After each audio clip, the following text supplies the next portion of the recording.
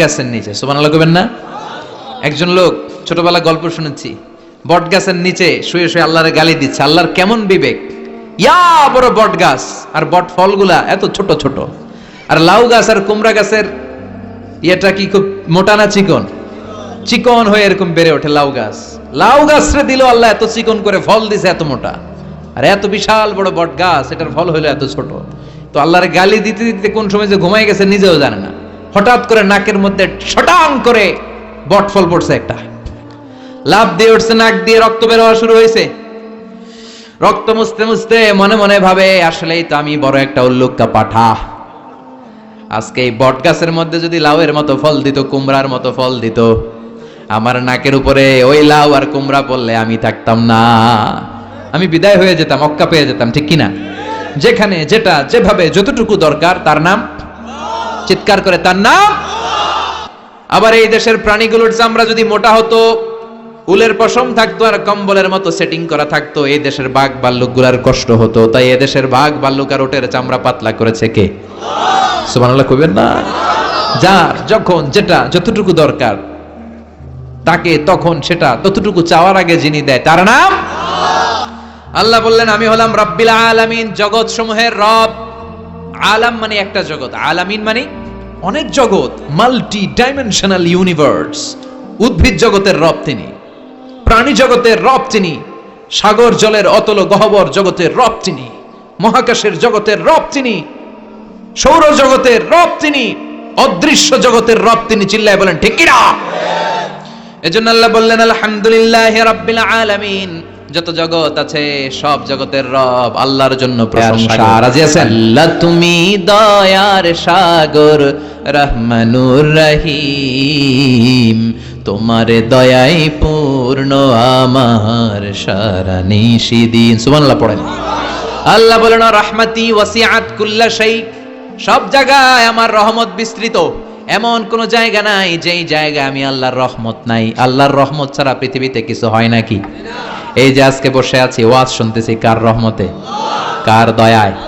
আল্লাহ বললেন এই রহমত, দয়ার, ভালোবাসারে আমি সৃষ্টি করার পরে 100 টুকরা করলাম। কয় টুকরা? 100 টুকরা করার পরে নিজের মধ্যে আমি 99 টুকরা দয়ার ভালোবাসা রেখে দিলাম। এক টুকরা দয়া মায়া পৃথিবীর সবার মাঝে ঠেলে দিলাম।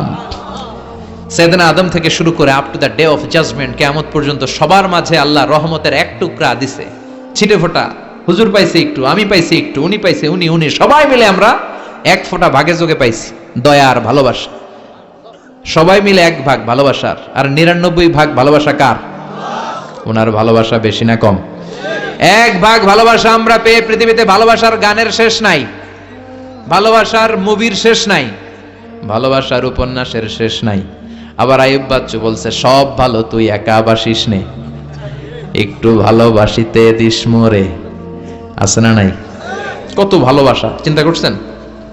এক ভাগ ভালোবাসা আমরা পেয়ে কত ভালোবাসার গান, নাটক, সিনেমা। তো এক ভাগ ভালোবাসার ঠেলা যদি এমন হয়, যার মধ্যে তিনি 99 টুকরা ভালোবাসা রেখে দিয়েছেন, তার ভালোবাসাটা কত? এক টুকরা ভালোবাসার নমুনা হিসেবে আমরা দেখি ছেলের জন্য বাবা জীবন দেয়, আছে না নাই? ছেলের অ্যাক্সিডেন্ট থেকে বাঁচাতে যেয়ে ছেলেটারে ধাক্কা মেরেছে, গাড়ি এসে বাবারে থেতলে ফেলেছে। বন্যার পানিতে মা ডুবে যায়, ছোট কন্যাটারে বালতির মধ্যে ধরে রেখেছে, পানি খেতে খেতে মা দুনিয়ায় নাই, মেয়েটা মরে নাই, আছে না নাই? এক টুকরা ভালোবাসার ছিটে ফোঁটা তুমি পেয়েছো। তার নমুনা যদি এমন হয়, 99 টুকরা ভালোবাসা নিয়ে যিনি আরশের উপরে আছে, তার দয়া কত? Do you feel that? Do you imagine that? আপনি কি এটা ফিল করেন? আপনাকে ফিল করতে হবে। এজন্য আল্লাহ বলে গোলাম 24/7, 24 ঘন্টা আমার দরজা খোলা। কত পাপ করেছিস, কত অন্যায় করেছিস, কত পর্নোগ্রাফি দেখেছিস, কত হিন্দি সিনেমা দেখেছিস, কত অশ্লীল মেয়েদের নাচ দেখেছিস, রাত্রিবেলা নেকেড ভিডিও দেখেছিস, কত অন্যায় করেছিস, আজও আমার দরজা তোর জন্য খোলা আছে না নাই? চোখের পানি ছাড়, যায় নামাজটা পিছিয়ে দে, 2 রাকাত নামাজ পড়ে আমারে ডাক দে, ডাক দেওয়ার সাথে সাথে তোর দোয়া কবুল হয়ে যাবে। কত পাপ করেছিস, আল্লাহ ডেকে বলে তোর পাপ যদি হয় খালের পানির সমান, বিলের পানির সমান, আমি আল্লাহর দয়া তো সাগরের পানির সমান। তোর পাপ যদি হয় পাহাড়ের সমান, জেনে রাখ আমি আল্লাহর দয়া আকাশের সমান। ভরসা লাগে? আল্লাহর উপর ভরসা লাগে না? মনে রাখবেন, এখানে আমরা সবাই পাপী। আমরা কি? কুল্লুকুম খাত্তাউন খায়রুল খাত্তাইন আত-তাওয়াবুন। সবাই পাপী, কিন্তু সবচেয়ে ভালো পাপী ওই পাপী যেই পাপী পাপ করার পরেই তওবা করে। তওবা করতে রাজি আছেন তো? যত পাপ আপনার হোক, টেনশন নাই, আমাদের ভরসা একজনের উপর। চিল্লায় বলেন, তিনি কে? বনি ইসরাইলের এক আবেদ 100 বছর ইবাদত করেছে। কিয়ামতের দিন আল্লাহ খুশি হয়ে বলবেন, ও আল্লাহর ওলি, উদখুলিল জান্নাতা বিরহমাতি, go to the paradise with my mercy. আমার দয়ায় আর ভালোবাসায় জান্নাতে ঢুক। আল্লাহর ওলি বলবে, বালবি আমালি, আপনার দয়া দিয়ে জান্নাত কেন? আমার আমল দিয়ে যেতে চাই। আমি নামাজ তো কম পড়ি নাই, তো দয়া লাগবে কেন আপনার? আল্লাহ বলবেন, তাই? আমার দয়া ছাড়া তুই জান্নাতে যেতে পারবি? কি আমল করেছিস তুই? ওকে, লেটস মেক এ ক্যালকুলেশন, চল একটা হিসাব করি। তোর শত শত বছরের তাহাজ্জুদ গুলারে এক পাল্লায় রেখে দে।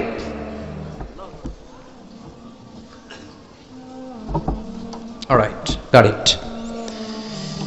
শত শত বছরের আমলগুলো রেখে দে, আর দয়া করে মায়া করে চোখগুলো যে একটা পাল্লায় রেখে দিয়েছি, দুনিয়াতে সৌন্দর্য দেখার জন্য চোখ যে দিয়েছি, চোখটা একটা পাল্লায় রেখে দে।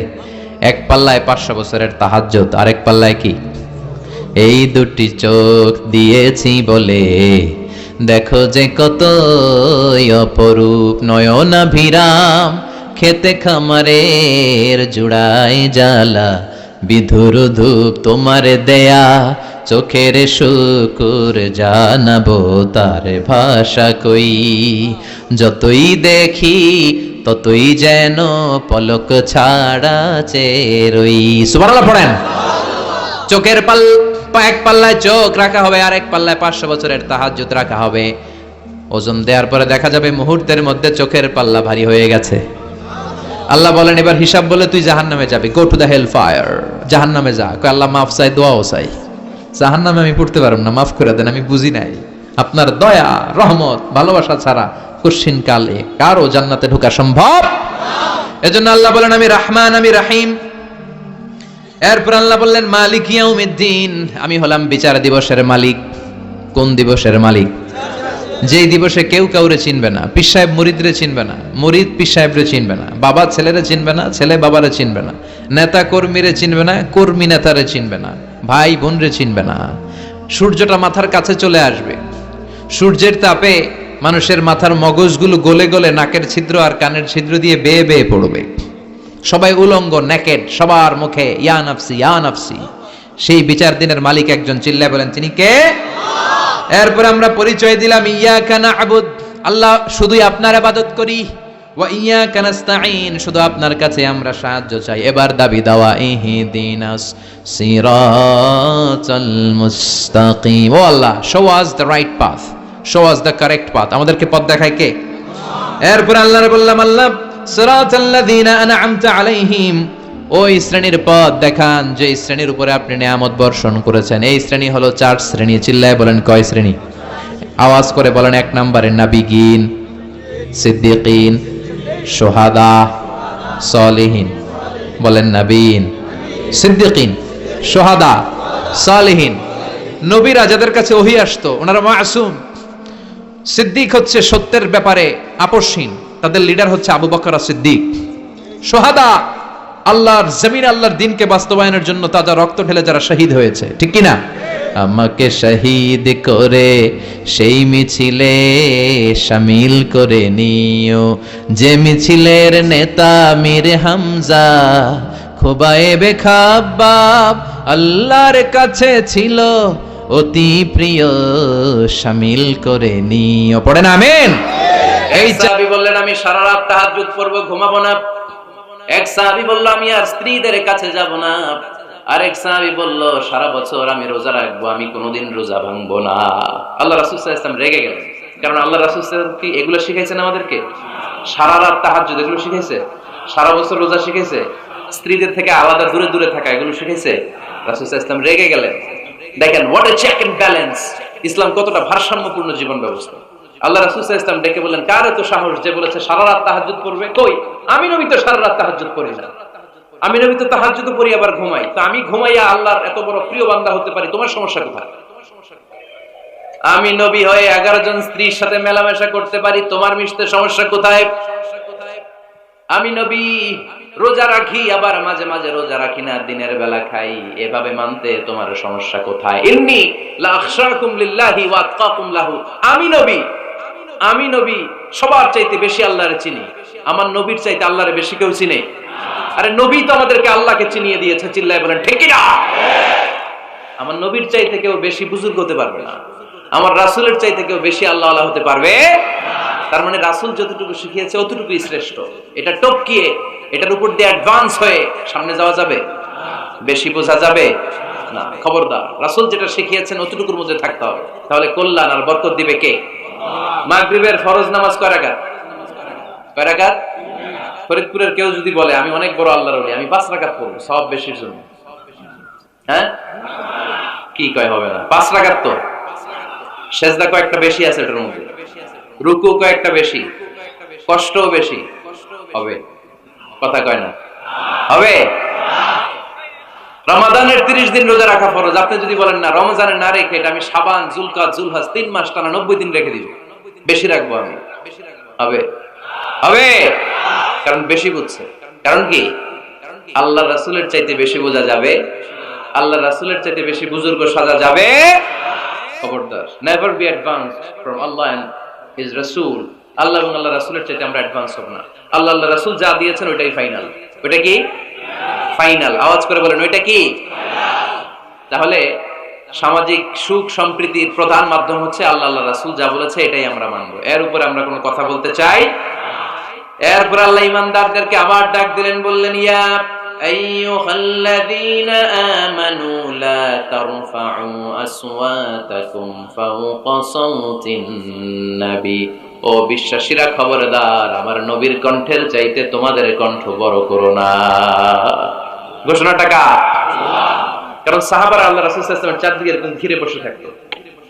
এজন্য সাহাবাদেরকে উদ্দেশ্য করে আল্লাহ বললেন, আমার নবীর গলার সাউন্ড যতটুকু তোমাদের সাউন্ড থাকবে অতটুকু বা অতটুকুর চেয়ে কম, এর চেয়ে বড় হওয়া যাবে? তাহলে বেয়াদবি হয়ে যাবে। তাহলে কি হয়ে যাবে? বনু তামিম গোত্রের নেতা কে হবে? আল্লাহর হাবিব সাল্লাল্লাহু আলাইহি ওয়াসাল্লাম পরামর্শ করছিলেন। আবু বকর রাদিয়াল্লাহু তাআলা আনহু বললেন, আমার মনে হয় এই লোকটা হইলে ভালো হয়। ওমর ফারুক বলেন, না উনি না, আমার মতে এই লোকটা হইলে ভালো। সাইয়েদনা আবু বকর বললেন, আরে না ওমর, তুমি বুঝছো না, আমি যার কথা বলেছি সে হলে সবচেয়ে ভালো, তার মধ্যে নেতৃত্বের গুণ আছে। সাইয়েদনা ওমর ফারুক বলেন, না আপনি বুঝেন নাই, আপনার আমি ভালো বুঝছি, আমি যারে বলেছি সেই হবে না। তা তর্ক আছে না নাই? এই তর্ক, কথার নাম কথা, কথার পিঠে কথা করতে করতে করতে করতে ওনাদের মধ্যে একটু ঝগড়ার একটা ভাব। বিশ্বনবী বসা, এই ঝগড়া করতে করতে সাউন্ড বড় হয়ে গেছে, এই উনি হবে, উনি বলে না উনি হবে। বিশ্বনবীর কণ্ঠের চাইতে কণ্ঠ উঁচু হয়ে গেল, আরশের উপর থেকে একটা ধমক দিলেন কে? আল্লাহ বলেন, খবরদার লা তারফাউ আসওয়াতাকুম ফাওকা সাওতিন নবী, নবীর কণ্ঠের চাইতে কণ্ঠ উঁচু করো না।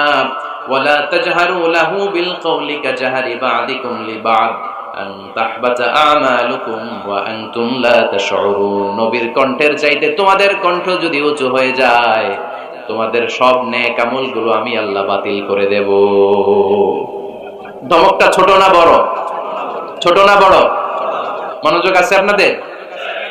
যদি নবীর কণ্ঠের চাইতে তোমাদের কণ্ঠ বড় হয়, জীবনে যত ইবাদত করছো সব বাতিল, নামাজগুলো বাতিল, কাজে আসবে না। হজ করছো বাতিল, রোজা রেখেছো বাতিল, সব বাতিল। বেয়াদবি করেছো নবীর সাথে, চিল্লায় বলেন ঠিক কি না? নবীর কণ্ঠের চাইতে নিচু হতে হবে কণ্ঠ। এই আয়াত আসার পরে সাহাবারা তো এমন ভয় পেলেন, এবার নবীর কাছেই কেউ আসে না। সুবহানাল্লাহ কইবেন না? ভয়ে আসে না, ভয়ে না জানি আমার কণ্ঠ আবার নবীর কণ্ঠের চাইতে উঁচু হয়ে যায়। ওমর ফারুক রাদিয়াল্লাহু তাআলা আনহু ডানে ঘুরে বায়ে ঘুরে কাছে আসে না। আবু বকর রাদিয়াল্লাহু তাআলা আনহু ডানে ঘুরে বায়ে ঘুরে কাছে আসে না। আল্লাহর হাবিব ওমর ফারুককে ডাক দিলেন, এই ওমর সামনে আসো, এদিকে আসো। ওমর ফারুক আসলেন, কিন্তু ওমর ফারুক এত আস্তে আস্তে কথা বলেন, বিশ্বনবী ওমর ফারুকের কথা কানে শোনে না। সুবহানাল্লাহ নাই? এত আস্তে আস্তে ওমর ফারুক কথা বলেন, বিশ্বনবী শুনতে পান না। ওমর কি বললা, একটু জোরে বলো না। ওমর ফারুক একটু জোরে বললেন, তাও শুনেন না। বিশ্বনবী বলেন, আরেকটু সাউন্ড বড় করে বলো, আমি তো শুনি না, জোরে বলো। ভয়, কারণ কণ্ঠ যদি উঁচু হয়ে যায় আমার নবীর কণ্ঠের চাইতে, জীবনের সব ইবাদত শেষ। এজন্য কথা কওয়ার দরকার নেই, ইবাদত গুলো ঠিক থাকে, আওয়াজ করে পড়তে হবে আল্লাহু আকবার। তাহলে 2 নাম্বার গাইডলাইন, লা তারফাউ আসওয়াতাকুম ফাওকা সাওতিন নবী, নবীর কণ্ঠের চাইতে কণ্ঠ উঁচু করো না। আপনারা হজ উমরা করেছেন কে কে দেখি? মাশাআল্লাহ, হাত নামান। যারা আমরা করি নাই, আমরা আল্লাহর কাছে কামনা করি, আল্লাহ আমাদেরকেও তুমি যাওয়ার তৌফিক দাও। আমরাও যেন আমার নবীর কবরের সামনে দাঁড়িয়ে নবীর সালাম করতে পারি, তৌফিক দাও। আমরাও যেন রাউদাতুম মিন রিয়াদিল জান্নায় ঢুকে 2 রাকাত নামাজ পড়তে পারি, তৌফিক দাও। তোমার ঘরটা যেন তাওয়াফ করতে পারি, তৌফিক দাও। মক্কা মদিনার ঐতিহাসিক জায়গাগুলো যেন দেখে হৃদয়টাকে ঠান্ডা করতে পারি, আল্লাহ তৌফিক দাও। তো যারা গিয়েছেন তারা জানেন, মসজিদে নববীতে নামাজের পরে আপনারা যখন পূর্ব দিকে, প্রথম কাতারের পূর্ব দিকে সবাই লাইন ধরে যেতে যেতে প্রথমে বাম দিকে পড়ে রাউদাতুম মিন রিয়াদিল জান্নাহ, জান্নাতের বাগান সমূহ থেকে একটা বাগান। পুরো মসজিদে নববীর কার্পেটের এক কালার, ওই রাউদাতুম মিন রিয়াদিল জান্নাহর কার্পেটের আরেক কালার। আল্লাহ রাসূল সাল্লাল্লাহু আলাইহি ওয়াসাল্লামের ঘর আর মিম্বার এতটুকু জায়গাকে অন্য কালারের কার্পেট দেয়া হয়েছে। এটা দুনিয়ার বুকে জান্নাতের টুকরার মধ্যে থেকে একটা টুকরা, কোন সুবহানাল্লাহ। হাজিরা খুব ভিড় করে এখানে নামাজ পড়ার জন্য। এটা বাম দিকে পাবেন। এরপরে যেতে যেতে কিছু দূর যাওয়ার পরেই বাম দিকে পাবেন বিশ্বনবী সাল্লাল্লাহু আলাইহি ওয়াসাল্লামের কবর, আল কবর আশ শরীফ। আমার নবী এখানে শুয়ে আছে। যেই নবীর কথা আজীবন ওয়াজে শুনলেন, যেই নবীরে নামাজের তাশাহুদে বসে সালাতু সালাম পড়ে শোনা, যে নবীর জন্য দেহের তাজা রক্ত আমরা বিলিয়ে দিতে রাজি, ওই নবীর কবরের সামনে যে যখন দাঁড়াবেন আর ভাববেন আমার আর নবীর থেকে ব্যবধান 5-6 হাত, এখানে আমার নবী শুয়ে আছে, এখানে আমি, আপনি কি ধৈর্য ধারণ করতে পারবেন? কথা বলেন, নিজেকে সামলে রাখতে পারবেন? আমার নবীর কোন উম্মত প্রথম যখন উমরা করতে যায়, হজ করতে যায়, নবীর কবরের সামনে দাঁড়িয়ে নিজেকে সামলে রাখতে পারে না, চিৎকার দিয়ে কান্না আসে, চোখ দিয়ে ধা ধা করে অশ্রু ঝরে। যেই নবীর ভালোবাসা আমার হৃদয়ের মধ্যখানে, আমার নবী নাকি শোয়া আছে এই জায়গায় আমার নবী শোয়া, সহ্য হয় না, বুক ফেটে চিৎকার আসে, কিন্তু চিৎকার দেয়া যায় না। কারণ যে আয়াতের তাফসীর আপনাদেরকে শোনাচ্ছি, এই আয়াতটা বিশ্বনবীর কবরের উপরে লেখা, লা তারফাউ আসওয়াতাকুম ফাওকা সাউতিন নবী। তুমি নবীর দরবারে এসেছো, এখানে বড় গলায় আওয়াজ করে কোনো কথা বলা যাবে না, চিল্লায় বলেন ঠিক কি না? এই আয়াতটা আজও লেখা নবীর কবরের উপরে, লা তারফাউ আসওয়াতাকুম ফাওকা সাউতিন নবী। এটা নবীর দরবার, এখানে চিৎকার চেঁচামেচি করে দুরূদ পড়া যাবে না, লাফালাফি করা যাবে না, ভদ্রভাবে আন্তরিকতার সাথে বিনয়ের সাথে নবীরে সালাম দিতে হবে। সুবহানাল্লাহ পড়েন। আল্লাহ রাসূল সাল্লাল্লাহু আলাইহি ওয়াসাল্লাম আমাদের থেকে বিদায় নিলেন, কিন্তু এই আয়াতের হুকুম আজও আছে না নাই? অনুরূপ ভাবে যারা আমাদের উস্তাদ, মা বাবা, আধ্যাত্মিক নেতা, ধর্মীয় গুরু, ইসলামী আন্দোলনের নেতা, তাদের সামনেও উচ্চবাচ্য করে আওয়াজ করা যাবে, তাদের সাথে ভদ্র ভাষায় কথা বলার দরকার আছে না নাই? তাহলে 2টা গাইডলাইন আমরা পেলাম। প্রথম গাইডলাইন হচ্ছে আল্লাহ রাসূল যা বলেছে এটাই ফাইনাল। এটাই কি? কথা বুঝে নাই? আল্লাহ রাসূল যা দিয়েছে সেটা কি ফাইনাল। আর 2 নাম্বার হচ্ছে নবীর কণ্ঠের চাইতে কণ্ঠ উঁচু করা যাবে যাবে না। 3 নাম্বারে আল্লাহ মুমিনদেরকে আবার ডাক দিলেন, বললেন ইয়া আইয়ুহাল্লাযীনা আমানু ইন জাআকুম ফাসিকুম বিনাবাইন ফাতাবায়ানু। কেউ যদি তোমাদের কাছে কোনো সংবাদ নিয়ে আসে, সংবাদটা বিশ্বাস করার আগে যাচাই করে নাও। আদেশটা কার? জোরে বলেন। আমরা কিছু শুনলেই বিশ্বাস করি, এরকম আছে না নাই? যা শুনে তাই বিশ্বাস করে, এরকম করা যাবে? তো কি করবেন তাইলে? হ্যাঁ, কি করতে হবে? ঠিক না বেঠিক? হ্যাঁ, ঘটনাটা ঠিক না বেঠিক, এটা আমাদেরকে যাচাই করতে হবে। You have to justify the news, you have to verify the report. Whatever you found in social media or Facebook, don't share. Think twice before you share, man. Share করার আগে 2 বার ভাববেন যে শেয়ার করব কি করব না। একটা কিছু পাইলেই শেয়ার মাইরা দেয়, শেয়ার দিচ্ছে শেয়ার, তার বন্ধু দেয় শেয়ার, পুরো ফেসবুকের মধ্যে মারামারি আছে না নাই? আসলে এরকম কিছু ঘটেই নাই, আছে না নাই? খবরদার, আমরা খুব খুব বেশি পছন্দ করি রুমর, গুজব ছড়ানোর জন্য। বাংলাদেশের পৃথিবীতে 1 নাম্বার। আমাদের চেয়ে কেউ বেশি গুজব ছড়াতে পারে। কিছুদিন আগে এরকম হইলো না যে লবণের দাম বেড়ে গেছে? হ্যাঁ, লবণ ছিল না তখন? কয় বস্তা? একজন 2 বস্তা করে। আপনি কয় বস্তা নিছেন? নেন নাই? তো এই যে দেখেন গুজবের কারণে আসলে লবণ পর্যাপ্ত। তারা আমাদের দেশে লবণ থাকবে না, লবণ থাকবে কই? তো লবণের দেশের মানুষ, ঠিক কি না? পর্যাপ্ত পরিমাণ লবণ আছে। আমাদের যে লবণ মজুদ আছে, আমাদের দেশের চাহিদা মিটিয়ে পাশে ইন্ডিয়াতে বা মিয়ানমারও কিছু সাপ্লাই করা সম্ভব, এত লবণ আছে। আলহামদুলিল্লাহ পড়ে। তো এই যে লোকজন বেশি দাম দিয়ে লবণ কেন কিনলো? গুজব। আমরা কি গুজব মানবো? গুজব এটারে আজকে আমরা নো বলে দিব। নো, কি বলবেন? এত আস্তে গুজবকে আমরা কি বলবো? নো। গুজবে কান দিবেন না। প্রায় দেখবেন সোশ্যাল মিডিয়াতে অমুক নেতার গোপন ভিডিও ফাঁস। তো অমুক নেতার গোপন ভিডিও ফাঁস হয়েছে, আপনার কি সমস্যা? আপনার এত ভালো লাগে কেন? আপনার ভিডিও তো কয়েকদিন পরে ফাঁস হবে, তখন আপনি কি করবেন? এই সমস্ত আজে বাজে কাজে যাবেন না। অমুক নেতার কি ফাঁস হয়েছে, কি গোপন ভিডিও, কি স্ক্যান্ডাল, এগুলো নিয়ে কখনো মুমিনদের মাথা ব্যথা থাকতে পারে? মুমিন চাইলে যে কোনো জিনিস শেয়ার দিতে পারে না। আপনি লা ইলাহা পড়েছেন, এই লা ইলাহা যেন তেন কোনো বাণী নয়। এই লা ইলাহার ঘোষণা দিয়ে যে মুমিন হয়, তার হাতগুলো আল্লাহর কাছে একেবারে সারেন্ডার, তার জিহ্বাটা সারেন্ডার, তার চোখগুলো সারেন্ডার, তার কানগুলো সারেন্ডার। সে চাইলেই মন যা চায় তা করতে পারে না, ঠিক কি না? আপনার কান দিয়ে যা শুনতে মন চায় শুনতে পারবেন? কেন পারেন না? কারণ আপনি মুমিন, ঠিক কি না? চোখ দিয়ে যা দেখতে মন চায় দেখা যায়। তাহলে ফাতাবাইয়ানু, নিউজ একটা শুনলেই আমরা শেয়ার দিব না ভাই, আমরা একটু চেক করব, ক্রস চেক, ডাবল চেক, নির্ভরযোগ্য তথ্যসূত্র তালাশ করব যে আসলে এই ঘটনাটা ঘটছে কিনা। 100% যখন আপনি confirm, then you may share in Facebook, that's not a big deal, then share দেন। জনসচেতনতার জন্য শেয়ার দেন, সমস্যা নাই, কিন্তু না জেনে শেয়ার দেওয়া যাবে? কথা বলেন। আল্লাহ রাসূল সাল্লাল্লাহু আলাইহি ওয়াসাল্লামের জীবনে এরকম একটা ঘটনা ঘটেছিল। হারিস বিন মিরার রাদিয়াল্লাহু তাআলা আনহু বনুল মুস্তালিকের যুদ্ধে জেতার পরে হারিস বিন মিরারকে বিশ্বনবী দায়িত্ব দিলেন যে হারিস বিন মিরার, তুমি এই এলাকার নেতা, কি করতে হবে আমাদের? বিশ্বনবী বললেন, নামাজ পড়বা, রমাদানের রোজা রাখবা, যাকাত আদায় করবা। মিরার বলে, তাহলে যাকাত নেন। বিশ্বনবী বললেন, না, 1 বছর পূর্ণ হওয়ার পরে যাকাত দিতে হয়। যাকাত কয় বছর পর পর? যাকাত প্রতিদিন দেয়া লাগে। হালানিল হাউল, 1 বছর যখন হবে আমি আমার সাহাবী পাঠাবো মদিনা থেকে, তখন দিয়ে দিও। বিশ্বনবী চলে গেলেন। 1 বছর পরে এক সাহাবীকে রেডি করলেন, যাকাতের সম্পদ নিয়ে আসো বনুল মুস্তালিকের পক্ষ থেকে। ওই সাহাবীর নাম হচ্ছে ওয়ালিদ ইবনে উকবা। বিশ্বনবী ডেকে বললেন, ওয়ালিদ যাও, 1 বছর সময় অতিক্রান্ত হয়েছে, বনুল মুস্তালিকের লোকদের যত যাকাতের সম্পদ জমা হয়েছে নিয়ে আসো। সাইয়েদনা ওয়ালিদ ইবনে উকবা যখন সম্পদ আনার জন্য বের হলেন, ওইদিকে বনুল মুস্তালিকের লোকেরা শুনতে পেল বিশ্বনবীর পাঠানো সাহাবী ওনাদের এলাকায় শুভাগমন করবে। ওই সাহাবীকে লাল গালিচার সংবর্ধনা দেওয়ার জন্য সেনাবাহিনী সহ পুরো এলাকা থেকে সব সৈন্যবাহিনী সহ তারা মরুভূমির মধ্যে এসে দাঁড়িয়ে রয়েছে। সুবহানাল্লাহ পড়ে। নবীর সাহাবীর আগমন হবে, নবীর সাহাবীর শুভাগমন। উনি এসে আমাদের এলাকার যাকাতের টাকা কালেকশন করে নিয়ে যাবে, ওনাকে সংবর্ধনা দিব, বের হও। তলোয়ার নিয়ে, ঘোড়া নিয়ে, গার্ড দিয়ে আমরা দাঁড়িয়ে থাকি। তো মরুভূমিতে সবাই দাঁড়ায় আছে। আল ওয়ালিদ ইবনে উকবা মদিনা থেকে বিশাল রাস্তা পাড়ি দিয়ে যখন বনুল মুস্তালিকের এলাকার কাছাকাছি দূর থেকে দেখে তলোয়ার নিয়ে লোকজন দাঁড়ায় আছে।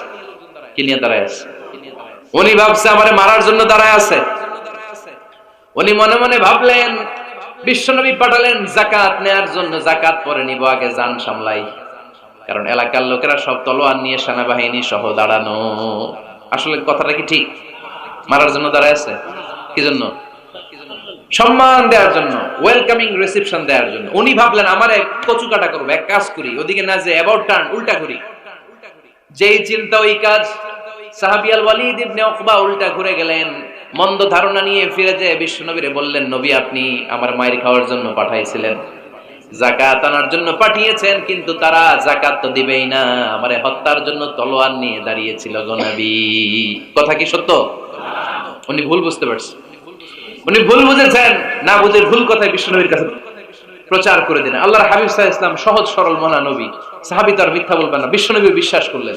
বিশ্বাস করে খালিদ ইবনে ওয়ালিদের নেতৃত্বে 1000 সৈন্যের অভিযান পাঠালেন। বললেন, যাও, যে দেখো ঘটনা কি, ঘটনা সত্য হলে অভিযান চালাও। আল্লাহ বলেন, নবী অভিযান পরে চালায়েন, একটু থামেন। ফাতাবায়ানু ইন জাআকুম ফাসিকুম বিনাবাইন ফাতাবায়ানু। নবী ওয়ালিদ এসে আপনার কাছে দেই তথ্য প্রচার করেছে, তথ্যটা সঠিক নয়, আগে যাচাই করেন, তারপরে অ্যাকশনে যান। ঠিক কি না? আমরা ডাইরেক্ট অ্যাকশন মারি। আমরা কি করি? Action, action, direct action. সত্য না মিথ্যা ধার ধারি না। আল্লাহ বললেন, নবী অভিযান চালাবেন না, ওয়ালিদ যেই কথা আপনারে বলেছে এই কথাটা সত্য নয়। আন তুসিবু কওমান বিজাহালাতিন ফাতুসবিহু আলা মা ফাআলতুম নাদিবিন। আপনি যদি ওই মুসলমানদের এলাকায় না জেনে অভিযান পাঠান, এই অভিযানে যদি কেউ মারা যায়, প্রত্যেকটা মৃত্যুর দায়ভার কিন্তু আপনার কাঁধেই বর্তাবে নবী, ঠিক কি না? এই যে আপনি চেক না করে, জাস্টিফাই না করে, নিশ্চিত না হয়ে, ওয়ালিদের কথায় বিশ্বাস করেই বনুল মুস্তালিককে অ্যাটাক করার জন্য 1000 সৈন্যবাহিনী পাঠালেন। ওরা যদি আক্রমণ করতো, কেউ যদি মারা যেত, এই দায়ভার কার? আমার নবীর, ঠিক কিনা? নবীকে শিখানোর মাধ্যমে আল্লাহ তাআলা গোটা উম্মাহকে শিখাই দিলেন, ইন জাআকুম ফাসিকুম বিনাবাইন ফাতাবায়ানু। কেউ যদি খবর নিয়ে আসে, শুনেই বিশ্বাস করো না, আগে যাচাই করো, আগে চেক করো, তারপরে বিশ্বাস করবা, ঠিক কিনা? তাহলে এখন থেকে একটা কিছু শুনলে বিশ্বাস করবেন? একজন এসে বলল, ভাইজান আপনার মেয়েরে দেখলাম আরেক ছেলের সাথে বাজারে ঘোরাফেরা করে, ওই রমনার বটমূলে দেখলাম আপনার মেয়ে আরেক ছেলেরে নিয়ে পষ্টি নষ্টি করে। লোকের কথা বিশ্বাস করে বাসায় যে মেয়ের চুলের মধ্যে ধরে মাইর, আইজো মার কাইলো মাইর, এরকম হইতে পারে না? হয়তো ওই লোক আপনার মেয়ের মতো দেখতে আরেক মেয়েকে দেখছিল। এরকম হয় কিনা সমাজে? একজন এসে বললো, ভাই আপনি এখানে ভাবিরে তো দেখলাম ওই জায়গায় আরেক লোকের সাথে ঘোরাফেরা করতেছে, খবর রাখেন না বাসা? আপনি দেখে মেয়েকে, ঘটনা কি? আমার খেয়ে আমার পরে আরেকজনের সাথে, যে এই বাড়িতে যে মায়ের, কোনো কথা নেই। দেখবেন যে ছোট্ট মারামারি থেকে এই ঘটনা অনেক সময় বিচ্ছেদ বা ডিভোর্স পর্যন্ত গড়ায়, ঠিক কিনা? ওই যে শোনা কথায় কান দিচ্ছেন, ফাতাবাইয়ুন, আপনি চেক করেন নাই। হয়তো আপনার স্ত্রীর মতো দেখতে বা আপনার স্ত্রী যে জামা পরে, যে পোশাক পরে, এরকম পোশাক পরে আরেক নারীকে দেখছে, আপনার বউ না এটা। আপনার মেয়ের ব্যাপারে যে তথ্য দিয়েছে এটা সঠিক নয়, সে আপনার মেয়ের মতো আরেকটা মেয়েকে দেখেছে, এসে আপনার কাছে বলে দিছে, আপনি বিশ্বাস করছেন। ভেজাল আছে না নাই? এই ভেজালগুলোকে থামানোর জন্য কোরআনে এই বিধানগুলো নাজিল করেছে কে? তাহলে ফরিদপুরের ভাইয়েরা, 3 নাম্বার গাইডলাইন সমাজটাকে সুন্দর রাখার, তথ্য একটা শুনলেই বিশ্বাস করবেন না। সিলে কান নিয়ে গেছে, শুনলেই সিলের পিছনে দৌড়, নাকি? কি করবেন? আগে কানে হাত দিয়ে একটু দেখবো কান দুইটা আছে না নাই, তারপরে চিলের পিছনে দৌড়াবো। তাহলে এখন থেকে আমরা তথ্য একটা শুনলে বিশ্বাস করব। তাহলে কি করবেন? বলতে হবে কি করবেন? যাচাই বাছাই, জাস্টিফিকেশন অফ দ্য নিউজ। কোন নিউজ জাস্টিফিকেশন ছাড়া আমরা প্রচার করব, বিশ্বাস করব, শেয়ার করব না। 4 নম্বরে আল্লাহ বললেন, ইয়া আইয়ুহাল্লাযীনা আমানু লা ইয়াসখার কওমুম মিন কওম। ওহে আমার ঈমানদার বান্দারা, শোনো শোনো, খবরদার কখনো কোনো মুমিন বান্দারে ঠাট্টা করো না, অবজ্ঞা করো না, ঠাট্টা করো না। তার মনে কষ্ট হয় এমন কোন কথা তারে বলো না। Never scoff of anybody. কাউকে নিয়ে ঠাট্টা করবেন না, তার দেহ নিয়ে, তার আকৃতি নিয়ে, তার বংশ নিয়ে। এক লোকের বাবা ছিল চোর, কিন্তু তার ছেলে অনেক ভালো। আপনি কি তারা বলতে পারবেন তুই চোরের ঘরের চোর? বলতে পারবেন? চুরি করছে বাবা, ওর কি দোষ? কথা বলেন। এগুলো কবিরা গুনাহ। আওয়াজ করে বলেন তো কি গুনাহ? তো এই যে আমাদের এক এক ধরনের আকৃতি, এটা কি আমি বানাইছি? আপনি বানাইছেন? দিছে কে? এজন্য কারো দেহের গঠন নিয়ে যদি আপনি অবজ্ঞা করেন, এটা প্রক্ষান্তরে আপনি স্রষ্টাকে নিয়ে অবজ্ঞা করলেন। কারো দেহের আকৃতি নিয়ে যদি আপনি তুচ্ছ করেন, তাকে তুচ্ছ করেননি, আমার রবকে আপনি তুচ্ছ করেছেন। চিল্লায় বলেন ঠিক কি না? খবরদার, তুই কালু, তুই লম্বু, তুই মোটু, তুই কানা, তুই রোহিঙ্গা, আছে না নাই? ইদানিং ইদানিং এটা খুব চলে। এই রোহিঙ্গা নামটা আছে না? ফরিদপুরে এগুলো ঢুকে নাই না? আমাদের ওইদিকে দেখি কি অবস্থা, কারোর সাথে কেউ লাগলে তুই রোহিঙ্গা। কি আশ্চর্য, এই গালি কবে আসলো? হ্যাঁ, অনেক ধরনের গালি। ঢাকায় আরেকটা চলে ফইন্নির ভূত, কি বলে? এই এগুলো আগে শুনি নাই আমরা, রিসেন্ট এগুলো বলা শুরু করছে। ফইন্নির ভূত, রোহিঙ্গা না, এগুলো বলে আপনি কাউকে অবজ্ঞা করতে পারবেন? পারবেন না। খবরদার, এটা কবিরা গুনাহ, এটা ছোট গুনাহ মনে করবেন না। কারণ আকৃতি নিয়ে তুচ্ছ করা যায় না, কারণ আকৃতি দান করেছে কে? ওয়াল্লাযী ইউসাউইরুকুম ফিল আরহামি কাইফা ইয়াশা লা ইলাহা ইল্লা হুয়াল আজিজুল হাকীম। তিনি এমন সত্তা যিনি তোমাদের চেহারার অবয়ব দিয়েছেন, তোমাদের আকৃতি দান করেছেন তখন যখন তোমরা মায়ের পেটের ভেতরে ছোট্ট জোকের মতো ছিলা। মায়ের পেটের ভেতরে আমরা যখন সবাই এত ছোট্ট, তখনই আমাদের চেহারার আকৃতি দিয়েছে কে? কে সুন্দর হব, কে ছেলে হব, কে মেয়ে হব, কে মোটা হব, কে চিকন হব আমার ইচ্ছা হয়েছে? আওয়াজ করে বলতে হবে, কার ইচ্ছায়? প্রত্যেককে যদি আল্লাহ প্রত্যেকের নিজের চেহারা ডিজাইন করতে দিতেন, আল্লাহ যদি বলতেন তোমার চেহারাটা কেমন হবে তুমি ডিজাইন করো, তাহলে আপনি আপনারা কেমন বানাতেন? হ্যাঁ বলেন, ফরিদপুরের ভাইরা বলেন, সুন্দর করে বানাতেন তাই না? সবচাইতে স্মার্ট, সবচেয়ে সুন্দর করে আমি আমার চেহারাটা বানাতাম যদি আমাকে ডিজাইন করার সুযোগ দেওয়া হতো। কিন্তু এই সুযোগ তো আল্লাহ দেন নাই। ডিজাইন স্বয়ং করে দিয়েছেন কে? কোন নারীকে যদি আল্লাহ বলতে, এই নারীরা তোমাদের চেহারা কার কেমন লাগবে তোমরা বানাও, প্রত্যেক নারী কি করতো? বিশ্ব সুন্দরী করে নিজেকে বানাতো। খুদ ধরার মতো কোন জায়গা সে নিজের জন্য রাখতো না, ঠিক কিনা? কিন্তু এটা আল্লাহ দেন নাই। এই আকৃতিটা আমাদেরকে সরাসরি দান করেছেন কে? খবরদার, আমাদের অনেকে বিকলাঙ্গ, আমাদের অনেকের হাত ছোট, পা বড়, দেখতে মোটা, কেউ চিকন কেউ কালো। খবরদার, কারণ আকৃতি নিয়ে কখনো কোন অবজ্ঞার সুরে, ঠাট্টার সুরে কোনো কথা আমরা বলবো না। রাজি আছেন? সবাই রাজি আছেন? আল্লাহ রাসূল সাল্লাল্লাহু আলাইহি ওয়াসাল্লামের এক সাহাবী ছিল, নাম ইবনে মাসউদ রাদিয়াল্লাহু তাআলা আনহু। ওনার পায়ের নলা ছিল খুব চিকন, অস্বাভাবিক চিকন, স্বাভাবিক না। তো উনিও এটা ঢেকে রাখতেন, দেখাতেন না কাউকে। একদিন উনি খেজুর পাড়ার জন্য খেজুর গাছে উঠলেন। খেজুর গাছে ওঠার পরে নিচ থেকে সাহাবারা পায়ের চিকন নলা দেখে ফেলছে। দেখে সবাই হাসি, সবাই হেসে কুটি কুটি। বিশ্বনবী বললেন, হেসো না, খবরদার, আমার ইবনে মাসউদের পায়ের চিকন নলা দেখে হেসো না। আমার ইবনে মাসউদের এই পায়ের চিকন নলা যদি মিজানের পাল্লায় উঠিয়ে দেয়া হয়, কিয়ামতের দিন উহুদ পাহাড়ের চেয়েও ভারী হয়ে যাবে। খবরদার, আমার ইবনে মাসউদকে আমার আল্লাহ অনেক পছন্দ করে, তার পা চিকন দেখে তাকে তুচ্ছ করো না। আল্লাহর হাবিব সাল্লাল্লাহু আলাইহি ওয়াসাল্লামের 11 জন স্ত্রীর মধ্যে থেকে একজন স্ত্রী ছিলেন একজন স্থূল আকৃতির, অবিসিটি ছিল, একটু মোটা। ওনার নাম ছিল সাফিয়া রাদিয়াল্লাহু তাআলা আনহা। আম্মা জান আয়েশার সাথে একবার সাফিয়ার ঝগড়া। নবীদের বউদের মাঝে মাঝে মাঝে ঝগড়া হতো, তবে সেটা হতো মধুর ঝগড়া। সুবহানাল্লাহ পড়েন। আম্মা জান আয়েশা রাদিয়াল্লাহু তাআলা আনহার বাসায় একদিন বিশ্বনবী বসা ছিলেন, আর একজন স্ত্রী, বিশ্বনবীর আরেকজন স্ত্রী রান্না করে কিছু খাবার আম্মা জান আয়েশার ঘরে পাঠিয়েছেন। এক দাসী দিয়ে বলল, যাও এটা আয়েশার ঘরে দিয়ে আসো, কারণ নবী আয়েশার ঘরে। আম্মা জান আয়েশা রাদিয়াল্লাহু তাআলা আনহা বললেন, এগুলো কি? ওই দাসী বলে, তরকারি। কে দিছে? অমুক স্ত্রী। কেন দিয়েছে? আমি কি রান্না করতে পারি না? তোমরা রান্না তোমরা খাও। এই কথা বলে পাতিল সহ উড়ায় মারছে চেহারা মধ্যে। এর কারণ ওনারা মানুষ ছিলেন, মানবীয় ব্যাপারগুলো ওনাদের মধ্যেও কাজ করত। আবার এক স্ত্রী ঝোল দিয়ে রান্না করে কিছু খাবার নিয়ে এসেছে। আম্মা জান আয়েশা রেগে মেগে ওই ঝোল নিয়ে ওই স্ত্রীর গালের মধ্যে মেখে দিয়েছেন। বিশ্বনবীর আরেক বউয়ের গালের মধ্যে ওই ঝোল লাগাই দিয়েছে। এবার ওই স্ত্রী বিশ্বনবীর কাছে যে বলে, ইয়া রাসূলুল্লাহ, দেখেন আয়েশারে আপনি বেশি আদর করেন তো, দেখেন কি করে আমাদের সাথে। এই যে আমাদের গালের মধ্যে ঝোল মাখাই একবার মেকআপ বানাই দিচ্ছে। বিষ্ণু সাল্লাল্লাহু আলাইহি ওয়াসাল্লাম বললেন, তাই, আয়েশাকে ডাকো। আম্মা জান আয়েশা রাদিয়াল্লাহু তাআলা আনহা আসলেন। আল্লাহ রাসূল সাল্লাল্লাহু আলাইহি ওয়াসাল্লাম বললেন, তুমি কি আমার এই স্ত্রীর সাথে এমন আচরণ করেছো? আম্মা জান আয়েশা বললেন, করেছি। কেন? আম্মা জান আয়েশা বললেন, তখন মেজাজটা গরম ছিল, এখন বুঝতে পারতেছি আসলে এই কাজটা করা ঠিক হয় নাই। এবার বিশ্বনবী বিচার করবেন। বিশ্বনবী বললেন, আল কিসাস, যেমন করা হয়েছে বিচার হবে তেমন। তোমার গালে যেমনি ঝোল লাগাইতেছে, তুমি একটু ঝোল নিয়ে আয়েশার গালে লাগাই দাও। সুবহানাল্লাহ পড়বেন না? ওই স্ত্রীও কিছু ঝোল নিয়ে আম্মা জান আয়েশার গালে লাগাই দিল। এখন দুইজনে হাসতেছে, বিশ্বনবীও হাসলেন, আরশের উপর থেকে খুশি হয়ে গেলেন কে? তো স্ত্রীদের মধ্যে মাঝে মাঝে এটা ঘটতো। সাফিয়া রাদিয়াল্লাহু তাআলা আনহা ছিলেন একটু মোটা। আম্মা জান আয়েশা বললেন, ইয়া রাসূলুল্লাহ, দেখেন আপনার মুটি বউ, আপনার মুটকি বউ, এই মুটি বউ বলে একদিন একটা গালির মতো দিয়ে ফেলছে। আল্লাহ রাসূল সাল্লাল্লাহু আলাইহি ওয়াসাল্লাম রেগে গেলেন, বললেন, আয়েশা এটা কেমন কথা তুমি বললা মুটি? আমার সাফিয়ারে তুমি মুটি বলে গালি দিলা রে আয়েশা। ইয়া আয়েশা, লাকাদ কুলতিলা কালিমা লাউ মুসিজাত বিমাইল বাহরি লামাজাজাতু, এমন একটা মন্তব্য তুমি সাফিয়ার ব্যাপারে করে ফেলেছো রে আয়েশা, এই কথাটা যদি সাগরের নীল পানির মধ্যে ছেড়ে দেয়া হয়, এই কথার পঙ্কিলতার কারণে, এই কথার কর্দমাক্ততার কারণে, এই কথার পঙ্কিলতার কারণে সাগরের সব পানিগুলো মুহূর্তের মধ্যে কালো হয়ে যাবে।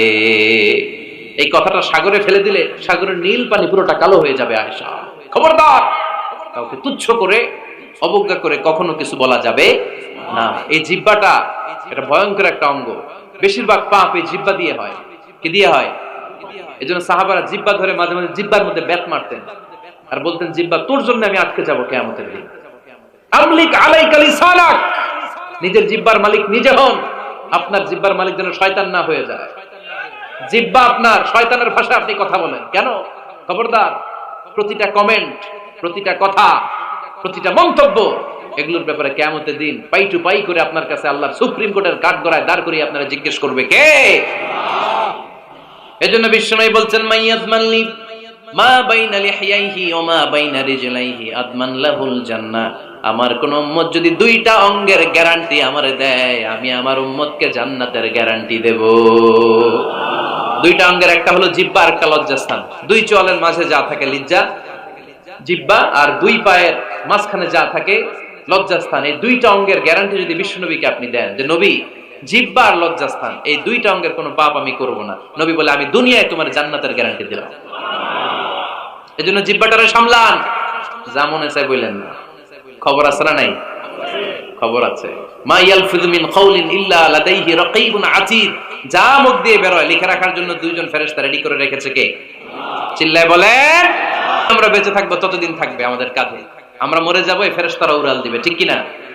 দুই কান্দে ছিল যে তোমার দুইজনা পাহারা, তোমারে একলা থুইয়া পালাইছে তাহারা। তোমার আটকুঠুরি নয় দরজা বন্ধ এবার হলো রে হলো, মুখে আল্লাহ রসুল সবে বলো, ও মুখে আল্লাহ রসুল সবে বলো। দুয়ারে আইসাছে পালকি নাই হরি গাও তোলো রে তোলো, মুখে আল্লাহ রসুল সবে বলো, ঠিক না? এজন্য সাবধান। আমলিক আলাইকা লিসানাক, নিজের জিহ্বার মালিক নিজে হন। মন যা চায় মুমিন তখন ইচ্ছা মতো মন মতো কোনো মন্তব্য ছুড়তে পারে না। বিশ্বাসী বলে যদি নিজেকে দাবি করে, নিজের জিহ্বার মালিক নিজে থাকার দরকার আছে না নাই? তাহলে 4 নম্বরে আল্লাহ বললেন লা ইয়াসখার কওমুন মিন কওম, কেউ কাউরে ঠাট্টা করব না, আমরা অবজ্ঞার সুরে কোনোদিন কাউরে কোনো কথা বলবো না। এরপরে 5 নম্বরে আল্লাহ বললেন ওয়ালা তালমিজু আনফুসাকুম, খবরদার তোমরা অন্যের দোষ খোঁজো না। দোষ খুঁজবা নিজেদের, কিন্তু সমাজে আমরা অন্যের দোষ খুঁজি কি খুঁজি না? 5 নম্বর ওয়ালা তালমিজু আনফুসাকুম, নেভার ডিসফেম ইচ আদার, একে অপরের দোষ খোঁজো না। আমাদের সমাজে কিছু লোক আছে নিজের দোষ দেখে না, খালি অন্যের দোষ দেখে, আছে না নাই? চায়ের দোকানে বসে বসে দেখবেন বলবে এই বাড়িতে এই সমস্যা, ওই বাড়িতে ওই সমস্যা, ওই বাড়িতে মারামারি, ওই বাড়িতে কাটাকাটি। তোর বাড়িতে কি সমস্যা ওইটা বল, তোমার বাড়িতে কি সমস্যা ওইটা বলো মিয়া। আছে না এরকম? এই হুজুর ভালো না, এই সমস্যা, ওই হুজুরও ভালো না, এই হুজুরও খারাপ, এই হুজুরের এই সমস্যা। তুমি হুজুরের কি সমস্যা? তুমি হুজুরের কি সমস্যা আগে জাতির কাছে ওইটা বলো। আগে নিজে ভালো হও, নিজে ভালো তো জগৎ ভালো। জন্য খবরদার অন্যের দোষ খুঁজবেন না, এটা খুব বাজে একটা স্বভাব। খালি অন্যের দোষ খোঁজে। যে নিজে নিজের দোষ খুঁজতে পারে, যে নিজে নিজের সমালোচনা করতে পারে, সে সবচেয়ে বুদ্ধিমান। কারণ অন্য কি করছে এই ব্যাপারে আপনারা ধরবে আল্লাহ। কথা বলেন না কেন? আল্লাহ আপনাকে ধরবে আপনার কি সমস্যা, আপনি কি করলেন, শুধু ওই ব্যাপারেই আপনি জিজ্ঞাসিত হবেন। এজন্য আল্লাহ বললেন তাদের উপর আমার লানত, তাদের উপর ধ্বংস যারা প্রকাশ্যে অপ্রকাশ্যে অন্যদের দোষ খুঁজে বেড়ায়, দোষ বলে বেড়ায়, এরকম আছে না নাই? আল্লাহ লানত দিয়ে বললেন ওয়াইলুল লিকুল্লি হুমাযাতিল লুমাযা, গোপনে দোষ খোঁজে প্রকাশ্যে দোষ বলে, তাদের উপর আল্লাহ লানাত। হুমাযাতিল লুমাযা, এই লুমাযা শব্দ থেকে আল্লাহ এনেছেন ওয়ালা তালমিজু আনফুসাকুম, একে অপরের দোষ খোঁজো না, নিজের দোষ খোঁজো, সেই সবচেয়ে বুদ্ধিমান।